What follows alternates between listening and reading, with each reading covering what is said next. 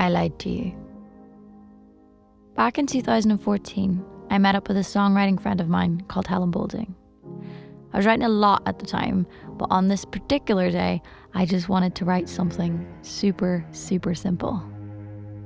The song itself was actually done within the hour because as soon as I heard Helen play the chords, I knew exactly what I wanted the song to be about.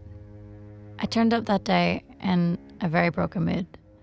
It was a pretty dark point in my life, and as me and Helen had already been friends for so long, I felt no need to hide it. I actually just decided to embrace it and go with it. I ended up facing so many demons in that session that I flew home just to have some breathing space and some thinking time. The song, quite simply, is just an apology because I realised that I'd been telling so many lies, but it wasn't because I wanted to. It was because I wasn't ready to face my own truth, and I had to protect myself at the time. The lyric, "You made the flowers grow in my lungs, and though they are beautiful, I'm struggling to breathe," is supposed to be a representation of how I was feeling because of being so overwhelmed, but appearing ungrateful because no one had given me that handbook on how to deal with going from schoolgirl to singer. And I appeared so ungrateful at the time, but I was just feeling a bit suffocated and overwhelmed. I'll stop singing this song the day the person I wrote it about forgives me, is exactly what I said every night on tour when I used to sing this song.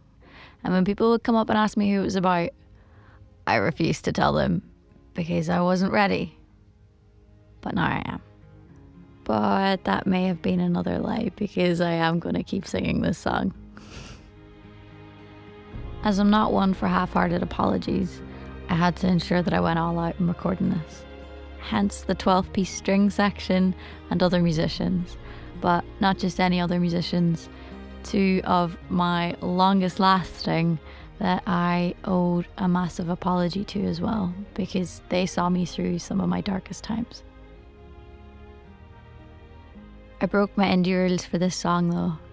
I would usually make so many compromises on my budget because it's humble, but I had to go with my gut on this one and make sure it sounded exactly how I heard it in my head.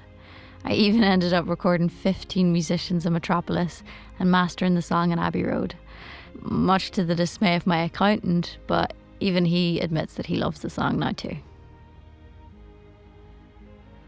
I'm really proud of this one. I love everything about it, and not just the grandiose string section. It was down to the little details like the tremolo of Mike's mandolin, the dark belly and warmth of the bowed cello, and even the wonky little piano.